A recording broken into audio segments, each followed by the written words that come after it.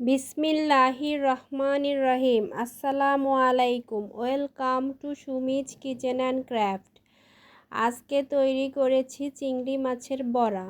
চিংড়ি মাছের বড়াটা খেতে এত অসাধারণ হয়েছে যে শেয়ার না করে আর পারলাম না।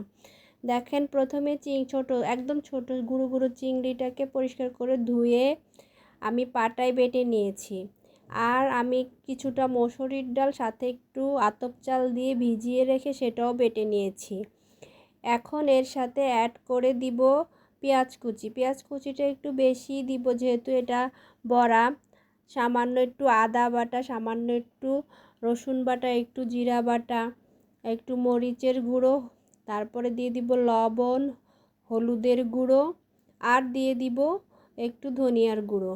এই সব উপকরণ দিয়ে তারপরে আমি সবগুলো চিংড়ি মাছ কিন্তু বাটিনি, কয়েকটা আমি রেখে দিয়েছি। এইভাবে দিলে চিংড়ি মাছের বড়াটা আরও বেশি সুস্বাদু হয়।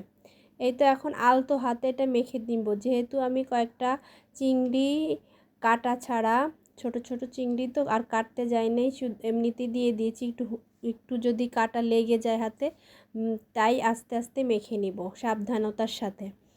মেখে নিয়ে তারপরে আমি কড়াইতে তেল গরম করে একে একে দিয়ে দিব।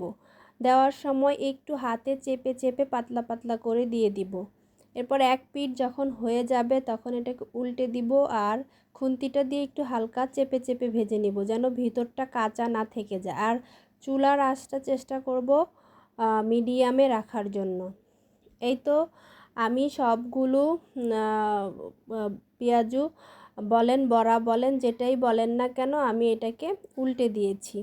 উল্টে দিয়ে চেপে চেপে দিয়েছি যেন ভিতরটা ভালোভাবে হয়ে যায়। এই তো আমার বড়াগুলো ভেজে নেওয়া হয়ে গিয়েছে। চিংড়ি মাছের বড়া খেতে অসাধারণ লাগে, কিন্তু আপনি যদি এই যে ছোট চিংড়িটা আবার বাটা ছাড়া দিতে পারেন তাহলে আরও বেশি মজার হয়। দেখুন, এগুলো দেখতে যেমন সুন্দর হয়েছে, ভিতরটা দেখেন কত সুন্দরভাবে হয়ে গিয়েছে।